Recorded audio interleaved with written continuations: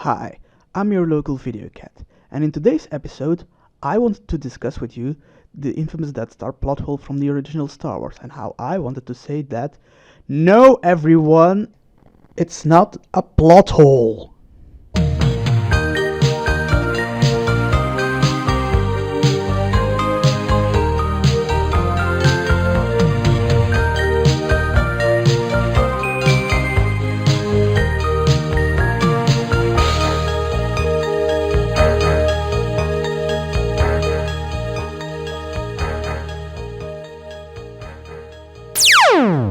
So I was at a friend's house, and in the background the TV was playing YouTube videos.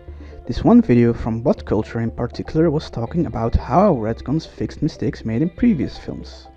And one of the bits that stood out and really struck a chord with me was the one about Star Wars, and how Rogue One fixed the Death Star exhaust port plot hole. The idea was that such a large, obvious weak spot waiting to be exploited felt a little bit contrived, and not to mention a massive oversight that the Empire surely would never have made. In perhaps the best bit of retroactive continuity ever, however, Rogue One made that slight goof the entire point of its plot. The Star Wars spin-off is all about how the rebels got the secret codes to the Empire's new superweapon and the legacy of the man who was forced to build it. It turned out that the Death Star's weak spot wasn't just an unlucky accident, but actually an act of sabotage on behalf of Urso himself, who conveyed the information to his daughter just before dying. Recontextualizing the entirety of A New Hope, this added detail imbues the movie with even greater significance and solves one of the most infamous air quote plot holes in cinema history. Now, if you haven't seen Star Wars, which I assume at this point is perfectly understandable because you cannot see everything, Star Wars is a huge franchise that has its brand plastered on any product available. In it, there's a big grey doomsday basketball called the Death Star that's been destroyed by just firing a bunch of missiles in its exhaustion port.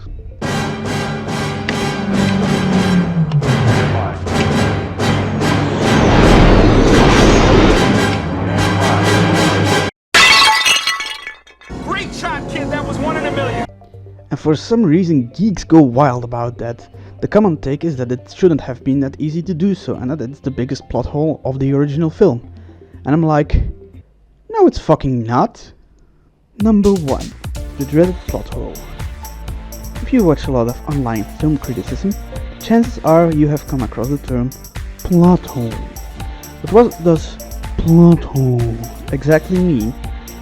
Google defines it as an inconsistency in the narrative or character development of a book, film, television program, etc.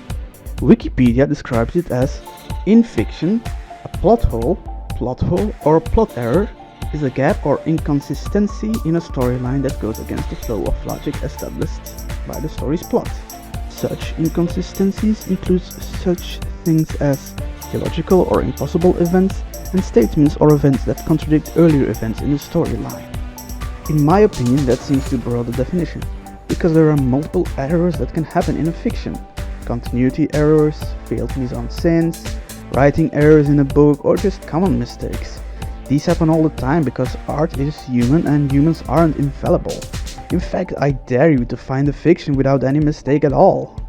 But the term plot hole became more prevalent in mainstream YouTube film criticism, especially by the popular ones who get paid to spout this dumb shit. Now it has become synonymous with ruining the story. How though? How does one mistake break things like author's intent, meaning, symbolism, or message the creator wants to convey? I remember that most of the criticisms aimed at The Last Jedi was that it had too many plot holes, but I never knew what those plot holes were. I mean, I assume there are. No fiction is without plot holes, but I have never seen those plot holes whenever I watch The Last Jedi. Or is it because of how the characters act in that film? Because yeah, human beings are well known for being logical and level-headed and not acting on their feelings. One of the reasons plot hole has become such a recurring criticism is that audiences don't try to challenge the story. Probably because nowadays we live in a mentality where everything is expected to be served on a platter. Every plot thread needs to be explained, otherwise the audience will be confused as to what's happening. And we can't have the audience taking for themselves. Oh no, they might learn stuff. Ooh. but it could also be audiences lack the necessary tools to analyze a story properly, and therefore they mostly watch the film through a very literal lens. I got into a heated argument with a friend of mine trying to convince him that the film Alien was about rape, a common reading of the film, and he didn't want to hear it for whatever reason. And that brings us to the crux of the problem. Every part is expected to be perfectly tailored and defined, which is an impossible feat because that would harm the story. Sure, a story does need some explanation here and there, because otherwise the audience wouldn't follow what's going on. But there is a difference between explaining what's happening and what they're going to do, and over-explaining every little detail. It becomes a mess. 2017's remake of Beauty and the Beast fixes certain perceived plot holes from the original animated version, even though the animated version is still hailed as one of the classic Disney films. The original version got an Academy Award nomination for Best Picture. However, can a plot hole actively harm a story? Well, it really depends on the story and what it wants to tell. The film Alien Covenant had to strand a bunch of people on a strange planet. To do so, it forced the characters to make stupid decisions like investigating said unknown planet without any protection from anything airborne that might be toxic, or straight up shooting the gas tanks, thereby destroying the ship. Sure, that might have been out of sheer panic because there was a strange alien on board killing people and people aren't thinking clearly in a panicked state. Still. Then there's the infamous one in Indiana Jones and the Kingdom of a Crystal Skull, where Indiana Jones hides in a refrigerator to protect himself from the blast of a nuke. The fridge gets thrown around by the heavy blast so much that it's likely Indy surely couldn't survive it. But can you believe that George Lucas actively compiled a file saying there's a 50-50 chance Indy would have survived the blast? Finally, there's that one big plot hole in Doctor Who, where the titular Doctor Who can regenerate into another actor. Body. In an earlier episode, it's established that Doctor Who can still be in his current incarnation after a regeneration. But then in a later episode, that same incarnation is moaning and whining about how another guy will replace him and how we should feel sad for him and how much we should cry when he leaves, even though it was established that no, it's not necessary to change, how he can keep his original form, and how there's no legit reason why he cannot do it again. He can do it again. Why doesn't he do it again? If he doesn't want to go, why doesn't he do it?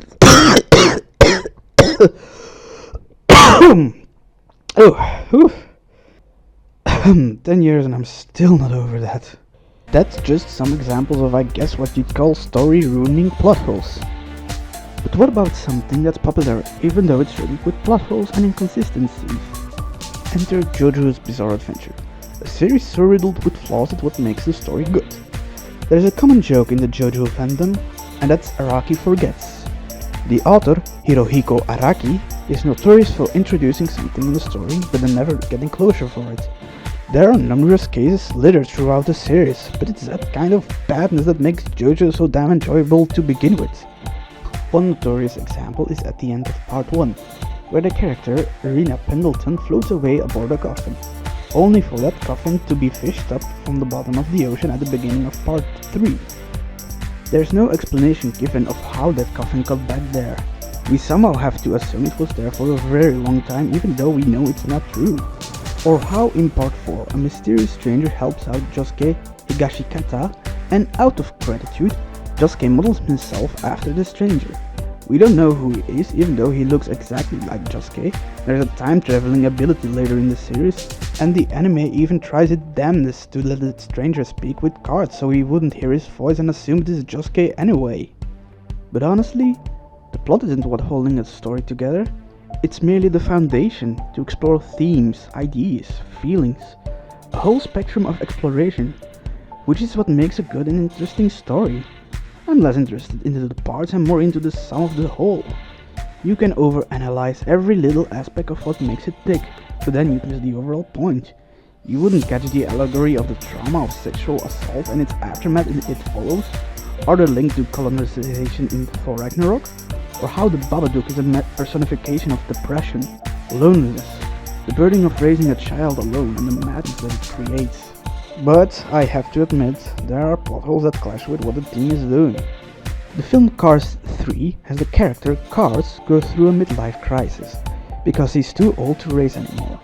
Cars can't keep up with the younger generation who are much more faster than him. Now he tries to keep up by finding new ways to train and become better. But since the car from Cars is a car, what stops him from replacing parts of his engine? They are always changing tires. Why is it impossible to change parts now and then? Also, how is he too old? How do the cars age?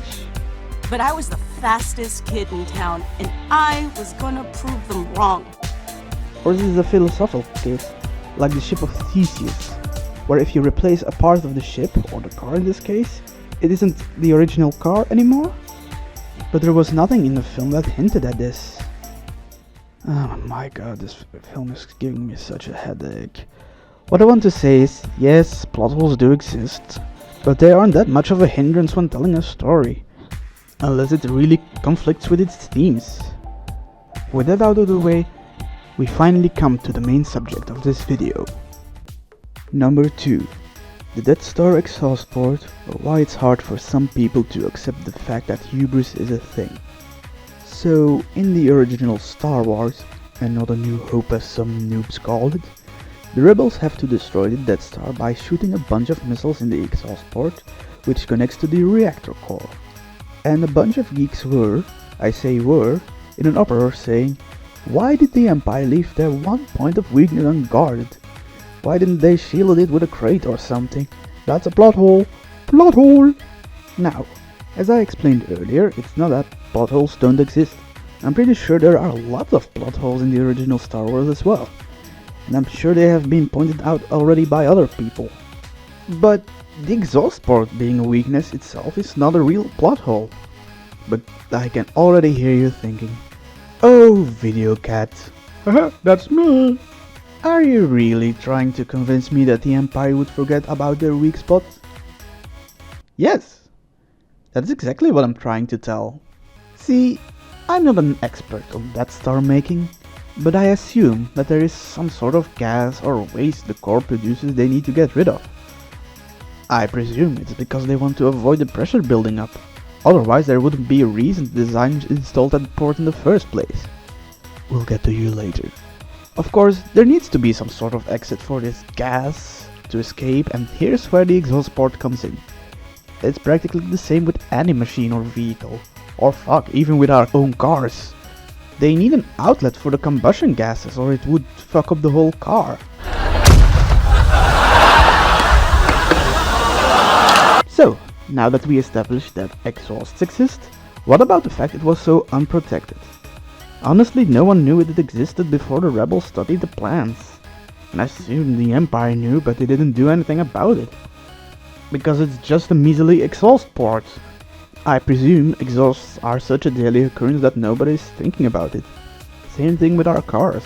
Cars have exhausts, we know they're there and we don't give a shit. But again, clogging it would fuck over our car. But I can hear you say, oh, Video Cat, that's me. This wouldn't happen in real life. Surely, you can be serious to imply such a big battle station wouldn't explode just because of a dumb architectural mistake and engineering neglect. I am serious, and don't call me Shirley. To which I say, remember that one boat, the Titanic? We all know the Titanic disaster, but the reason this is one of the more famous disasters of human history was that the Titanic was also a symbol of human progress and technology at the time. As you may well know, this prestigious ship carried the nickname the Unsinkable Ship. But we all know how that ended, don't we, folks? The ship collided with the iceberg, thereby popping off the rivets and opening the plates. The water poured in at a rate that made it impossible to pump out of the ship in such a short notice. The ship began to flood, break in half and start to sink to the bottom. In 1940, the Tacoma Narrows Bridge collapsed. Not because of erosion, but because it wasn't engineered to account for the heavy wind that blew around it. The bridge wasn't too rigid enough, and even during construction it wobbled up and down. That's why it earned the nickname Galloping Gertie. About 4 months after the construction finished, the wind wreaked havoc with it and it collapsed. However, this proved to be a major lesson for scientists and engineers, taking aerodynamics more into account. Then you have examples of shoddy workmanship, like the Grenfell Tower, where the fire accelerated due to the exterior cladding. The assumed fireproof cladding didn't pass fire safety regulations and was only installed to save money, which is why the fire spread out so fast. There is also the issue of maintenance. The Ponte Morandi collapsed due to corrosion and damage. The bridge wasn't maintained properly due to maintenance costs being lowered after the 2008 financial crisis. In theory, nuclear reactors are safe, provided they are kept in a good condition. Chernobyl suffered from a flawed reactor design. This, accompanied by undertrained personnel that didn't know what they were doing, resulted in the meltdown. The Fukushima Daiichi disaster, resulting from the 2011 earthquake, could have been prevented. In a country where tsunamis and earthquakes are common, the design was acceptable. For the 1960s at least, not for 2011 unfortunately. Meaning the power plant ran on obsolete countermeasures. Although after the disaster only one person died of radiation exposure. Finally, there's one of the biggest architectural mistakes ever made that did become a monument. The Leaning Tower of Pisa. During its construction, the tower started tilting because the ground was too soft to support it. I can go on and on with this. But something I've noticed, no matter how dumb you think the exalt sport is, it fits into the overall theme of hubris that's circling around the Star Wars films. In the prequels, the Jedi placed their trust and hopes into the prophecy of the one who would bring balance to the Force, the rigid foundation they upheld, and the old-fashioned and stiff democratic structure they supported. Eventually, this became their own undoing. Palpatine abused the rules of the Republic to get into power, by spreading fear and mistrust. He took the tools for what was supposedly a stable society and twisted them so he could become emperor. The irony is that in the original trilogy, the Emperor and the Empire's own demise is by that same hubris, where they placed too much confidence in the original Death Star, and the second one where the Emperor wrongfully assumed the rebels' defeat. I'm actually admiring the prequels for mirroring the fall of the good guys with the fall of the bad guys. Oh my god, am I suggesting the prequels are actually kind of genius? Oh no. Number 3. Why geek culture cannot seem to accept flaws in their media. But you're asking yourself, if you don't care all that much about plot holes, why do you bring it up? Well yes, I don't care so much for plot holes no matter how many videos there are on the subject. But we're living in this kind of culture where everybody has a voice, for better or worse. And in the case of geekdom, I'd say it's sometimes worse. The rise of accessible platforms like blogs, social media, and video sites made it easier for people to find their own voice.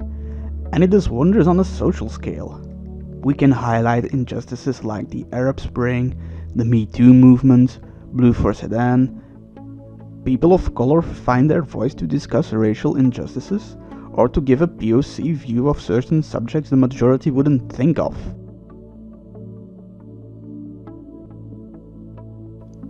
But the downside is that there is also a lot of bad faith argument people or grifters who would like to make a quick buck. There are people who are better equipped to talk about that, so I'm not going to talk about them. I'm focusing on film here. And in the case of film YouTube, the list is full with popular pages who use clickbait titles for people with a low attention span, or pick popular titles to get the most clicks. They do not make for good criticism. These videos are mostly surface level critiques though. The criticisms in these videos highlight more the logical fallacies of a film. Things that don't make sense in your imagined story. And the problem is these are the more popular film YouTubers out there. And since the algorithm promotes things that are popular disregarding the ideology behind it, people will check them out more. But they are also more likely to parrot those views. We as humans can form our own opinions, but those are usually based upon others' opinions as well. And not having enough interaction with YouTubers who provide a more nuanced version of film criticism can become the base of how you look at films yourself. I used to be into Nostalgia Critic and Red Letter Media when I was in the beginning of my 20s. And they have shaped my way of looking at films. Also, Red Letter Media has serious issues. That actress's name, by the way, she has the most amazing name I've ever heard. The actress's name is Gugu Mbatha-Raw.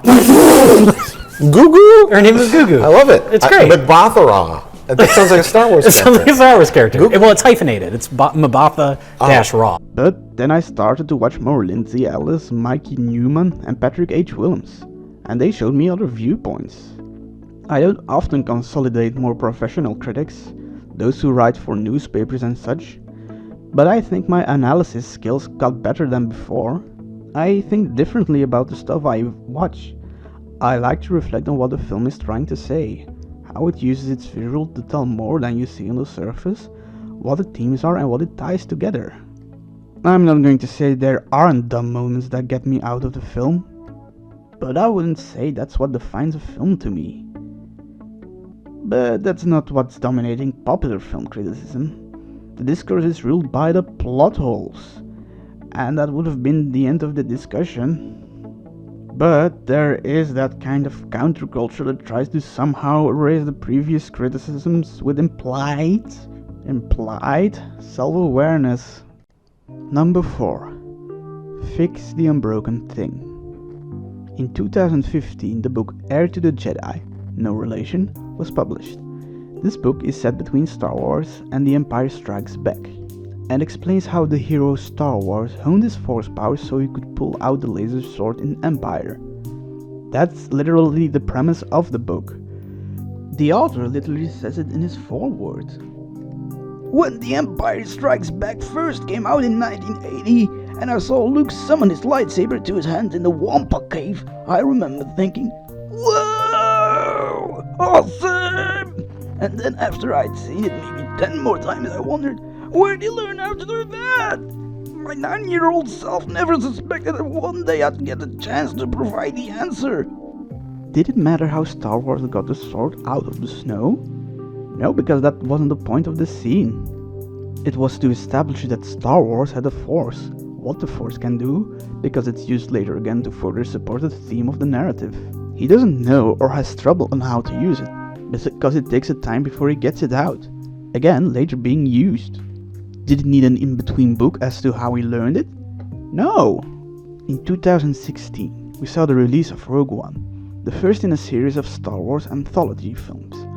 The film addressed the plot hole of how the Death Star could have been so easily defeated. Apparently, the father of Rogue One, who's also an architect on the Death Star project, has installed the exhaust port deliberately to give the rebels a fighting chance. I've placed a weakness deep within the system, a flaw so small and powerful they will never find it. These are examples of the retcons that happened to solve a problem that wasn't there in the first place. Sure, you could endlessly debate why the exhaust port was just a straight line and not curved until your face is blue. But it wasn't a big problem to start with. The point of the Death Star fight scene was to get Luke's arc to the climax and a satisfying end. Most climaxes have the hero struggle before they can finally end the whole thing. And Luke has still trouble making it to the port. While people say that the unguarded opening makes it easy, it wasn't for the heroes. First, they got shot from all sides and then have to reach the end before they can shoot the missiles. And even then the first try didn't hit. Negative. It didn't go in. Just impacted on the surface. Plus, some people said it was impossible even before the fight started. That's impossible, even for a computer. But it's not impossible. I used to bullseye womp rats in my T-16 back home. They're not much bigger than 2 meters. The port is almost as wide as the rock's height. Plus, they had to fly in a narrow space, all the while being shot at from every side in a moving vehicle. The chance of missing the targets was really high because you had to take into account everything else happening around you. It's almost like it wasn't as easy to begin with. So, in comes Rogue One, an unnecessary film trying to stitch things. Okay, that's not entirely true. It's about rebels who try to steal the Death Star plans, which, alright, could be a cool take for a story. When the original Star Wars started, we only saw the end of the chase, and as the intro text informed us, the rebels have already stolen the plans at this time. But the way Rogue One tries to tell it is kind of convoluted. The rebels need the help of the heroine Rogue One to extract her father, Rogue One Sr., who was one of the scientists working on the Death Star involuntarily and has information pertaining to the Death Star. Unfortunately, Rogue One Sr. gets shot, and Rogue One and her merry friends have to get the plans from the Empire themselves in a last-ditch effort. That's the story of the Rogue One in short. The film tried to tell two things: how the rebels got the plans and fix the plot hole of the exhaust port. And it doesn't seem to succeed at that. The rebels captured the plans, yes, but we know that was going to happen regardless of the outcome. That's how the original Star Wars started, a film that came out years before Rogue One came out. But we don't get much development out of the characters. I guess it's because the film knows they were going to die anyway. The only ones I can remember were Rogue One, because she was featured prominently in the marketing, K2SO, because he had the most personality, and Cassian Andor, and that was because I got a comic that displays his name.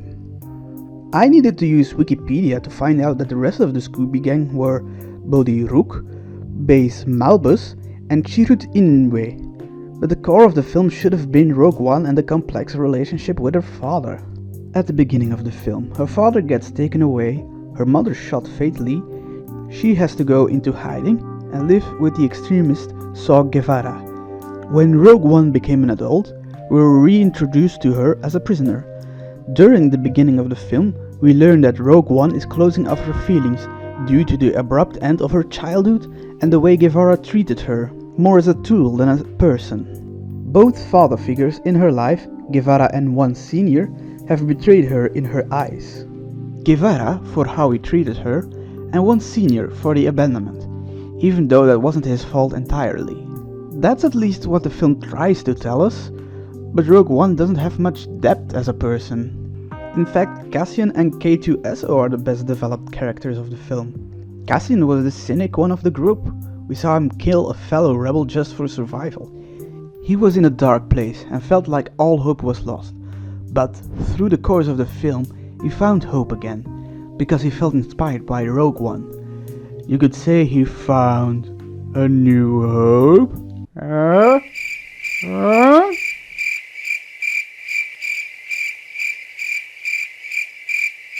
That's why he wanted to take on the Empire at the end of the film.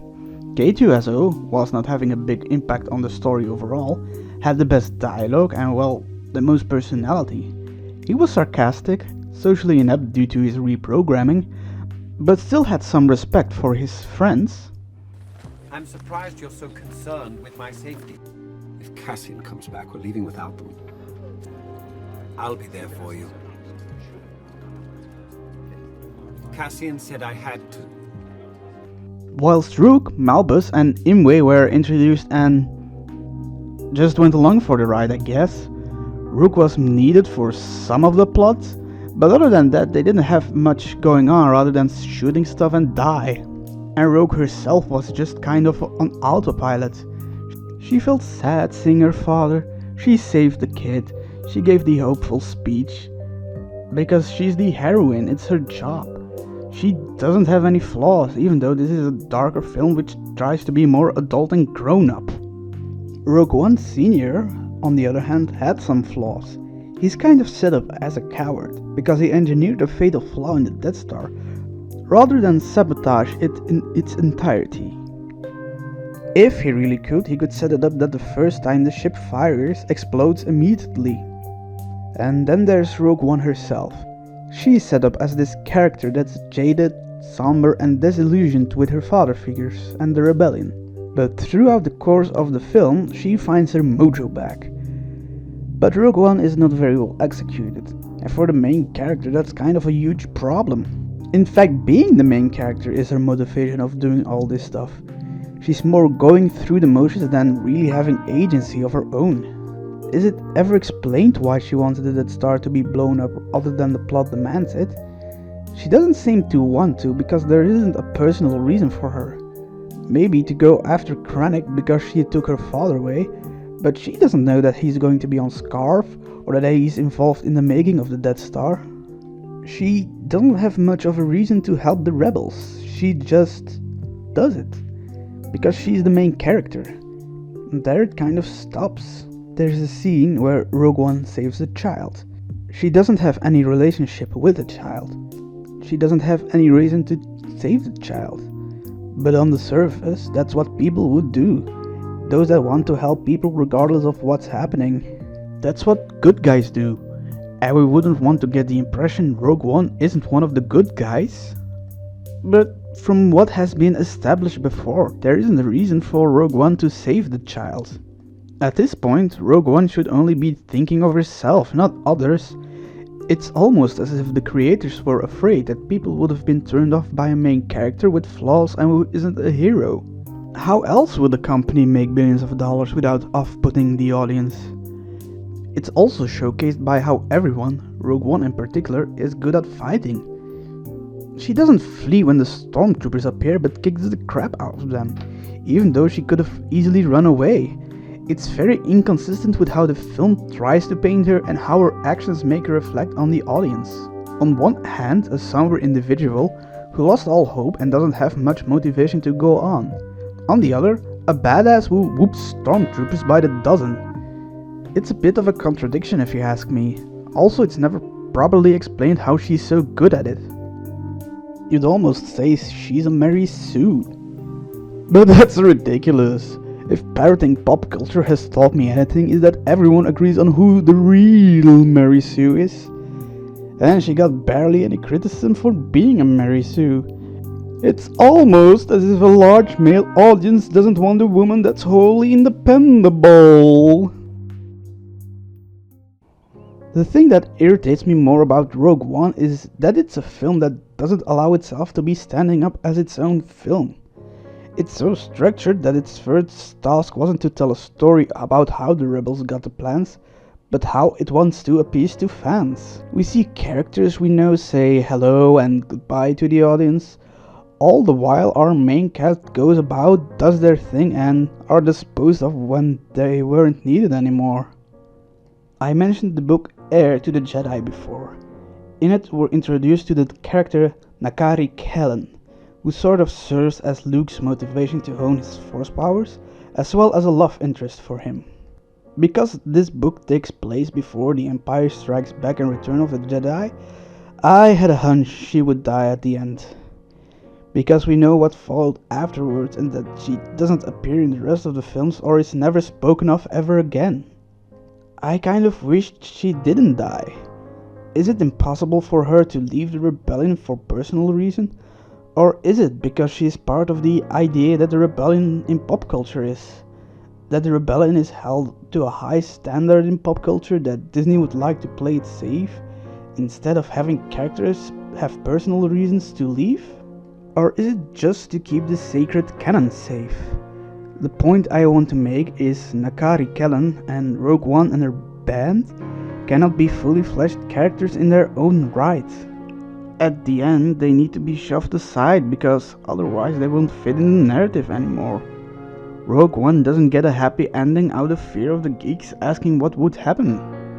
The irony is that these stories, while being set out to fix mistakes, ultimately become broken. They aren't set up as stories to begin with, but as correction fluid. One of the common talking points for the Disney remake, outside of making fat money of course, is that they fix stuff. But the mistakes are never fixed. They aren't erased. The original thing exists. It's nothing but a shallow product sacrificing storytelling to address some vague criticisms that weren't a huge deal breaker to begin with. After 28 years, the original Beauty and the Beast is as strong as ever. The Lion King and Aladdin are still as iconic before their remakes. Outside of money grabbing, there was no need to make these films, and that counts for Rogue One and Heir to the Jedi as well. Or fuck, even the original Star Wars trilogy, considering how much Lucas has been tinkering with it. You can go back again and again to fix mistakes as much as you want, but you're going to end up breaking it so much more. Because ultimately, that's not what the story is about. So now that I'm done with talking about why plot holes don't matter, let's talk about plot holes. Number 5. Rogue One's plot holes. I know, I made a case about why plot holes don't matter, but because Rogue One is a film trying to fix plot holes, I guess it's only fair criticism to look for them in Rogue One itself, huh? So, since this film is all about the sabotage done by Rogue One Sr., why then didn't he set the Death Star to self-destruct when it tried to fire its first shot? I mean, he was able to engineer that exhaust port in the Death Star, so why couldn't he engineer the self-destruct sequence? He would introduce something that only he knows would destroy the thing. People would take his words seriously because he's an engineer and should know what he's talking about, because he's proficient in his job, I presume. Or was someone already planning to implement it and did he want to steal that person's thunder? Why didn't he give Rook the defecting pilot like a drawing of the Death Star with an explanation of where to shoot? Like he drew it all on a napkin saying, "Hole here, shoot in hole, boom," or something like it. It would save the rebellion manpower and time instead of going after the plans.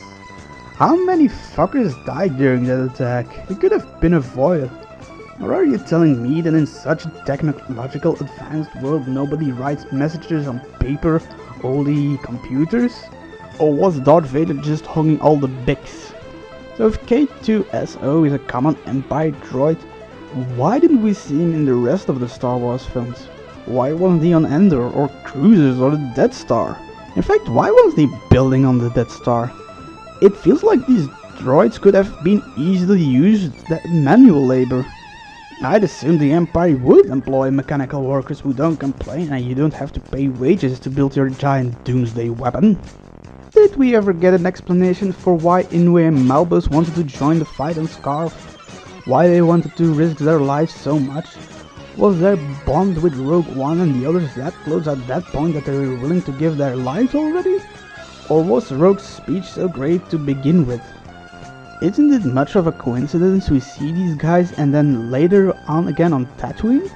Like, didn't the Imperial occupation forbid the outgoing flight of spaceships?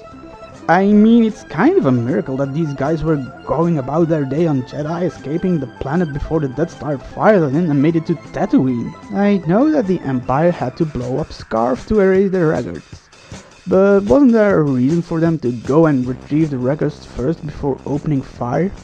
I mean, maybe there's some important material in it. That's why you settled on this Soul planet defending it by a shield, didn't you? So one of the AT-ATs was for cargo transport? Why was there a huge cargo transport for massive loads on this Soul island? Was there another settlement miles away? I'm pretty sure a speeder the size of a truck would have done the trick. Or something that seems to fly to send all the materials to the higher spot? Why was there a huge transport vehicle that wasn't at all efficient to begin with? And why are they easier defeatable than in The Empire Strikes Back? I wouldn't trust them to transport highly confidential goods. Why does Darth Vader have his evil castle on the planet that burns his face off? Or a place meeting the same conditions? You'd think you could go far away from the place where you got a huge trauma? Or just settle on a nice planet in general? You mean that because he's Darth Vader he has to go to a planet that reflects his character the best? He's the right hand of the Emperor. I'm sure he can get some place where he feels comfortable. I know he's still sad, but can't he go to like a planet that's far removed from society? Like somewhere tropical? Oh no wait, he doesn't like sand. I get the ending, but couldn't Rogue One and her boyfriend make an effort to flee Scarif? Wasn't there a single ship that could fly them away? Why did the rebels set explosives on Scarif? I get that the idea was to make the rebellion seem stronger than they are. But wasn't it safe to just go in, take the plans, go out and then escape? Oh no wait, otherwise we couldn't have that space fight and that Darth Vader scene and the end of the film tying it with the beginning of Star Wars. Of course not, no matter how fast this ending was.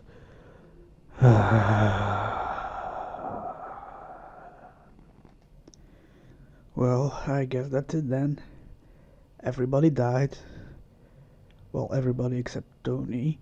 Nobody liked Tony.